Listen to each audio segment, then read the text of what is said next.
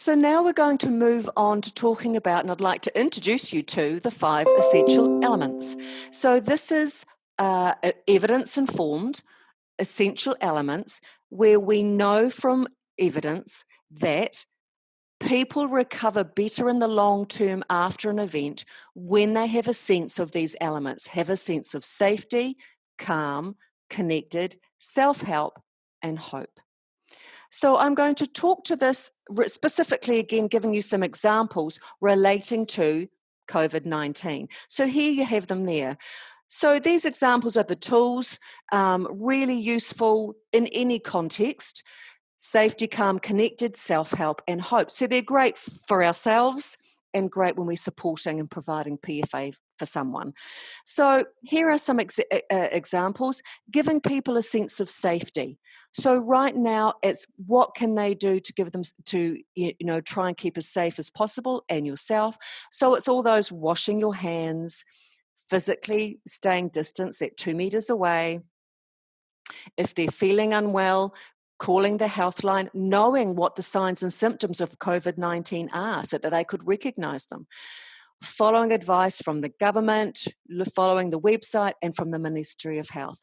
And all those things are maybe going to give us a sense of safety, that we're going to be able to keep our family and whānau safe, colleagues safe, our community and country safe. Giving people a sense of calm.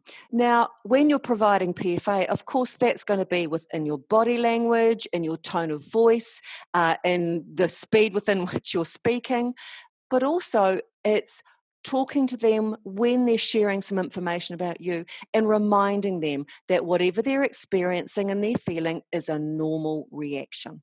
This is a really abnormal situation right now. So normalizing what they're feeling and experiencing is something that will also help them feel calm. Connecting in whatever way that we can. We know it's different. We have to be a bit clever how we're doing that these days. But it is so important to stay connected, to connect with the people socially, for support, for work, for whatever you need it to be. It's paramount. And so trying to get people to do it, it could be teaching them, it could be trying to get them to access to something, whatever it is, within the realms of our bubbles and our safety, because remember, we want to keep that sense of safety. It's connecting. Another key thing that we want people to do is self-help. Start doing things for themselves, to help them, to make them feel better, to do the things that they need to do to process stuff. Because right now there is so much that is out of our control. And it may seem really overwhelming at times, particularly when we're feeling a bit down, we're a bit over it. Things can get a bit on top of us. And then all those things that we just feel more and more out of control. So we want to try and flip it and flip that thinking so that let's see, what can I control? What things can I focus on?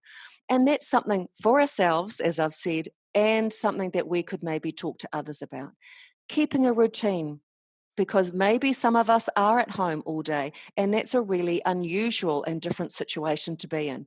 And so getting up, getting dressed, having your breakfast, doing some form of exercise, if these are the things that you normally do, then we're wanting you to try and continue to doing, albeit within that safety bubble and within the rules. It doesn't mean that at 8:27 you need to do something, then at 9:05 you need to do something and be that strict, because, a lot of people don't like to operate like that. But it's just thinking about the day and what things that you can do. Using the 5 ways to wellbeing, a fantastic tool. If you're unfamiliar with them, the Mental Health Foundation, great website, All Right campaign. And these are ways to remind us of things to do for us to stay well, things to enjoy. And it's like, take notice, give, keep learning. It doesn't need to be huge amounts of time. It doesn't need to cost any money. But it's really important, particularly right now, that we do stuff that we love to do, that is positive. Hope.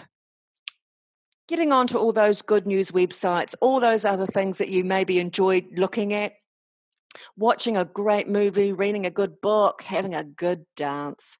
It all just makes us feel a little bit better for that moment and may be able just to carry on and deal with the next wee while. And I love this little idea down here.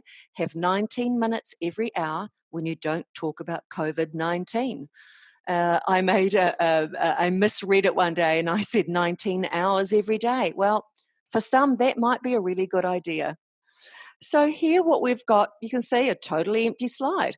And so I'd really like you to think about what you can be doing and what you could encourage others to be doing within your maybe workplace, working from home, your work friends, family, whānau, and using these 5 elements to de-stress, to try and improve your well-being.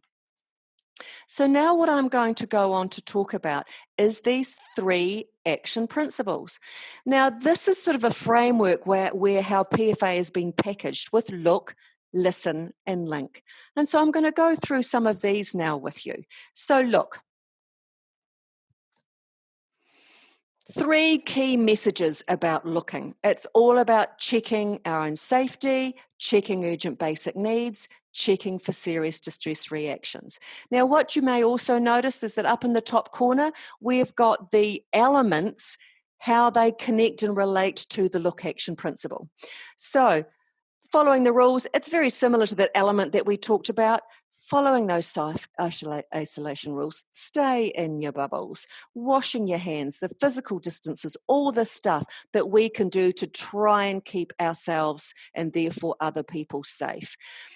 Urgent basic needs, now that could be medications, that could be groceries and food, it could be money, and this is checking up with people, finding out what their needs are and maybe helping them navigate what they need to do.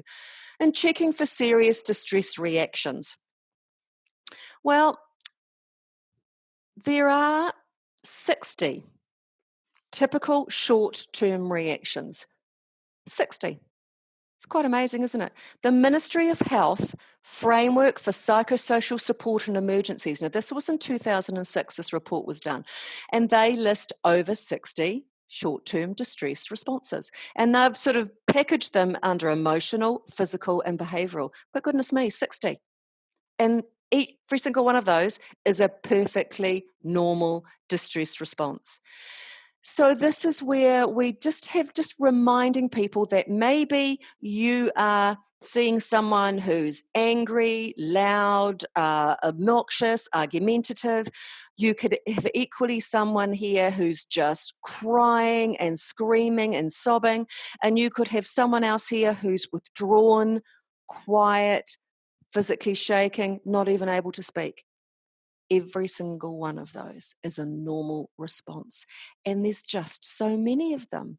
So the point of this is just to being aware that it doesn't mean that that angry person or that person who's withdrawn or that person who's crying, that they're more distressed than the other. It's not like that.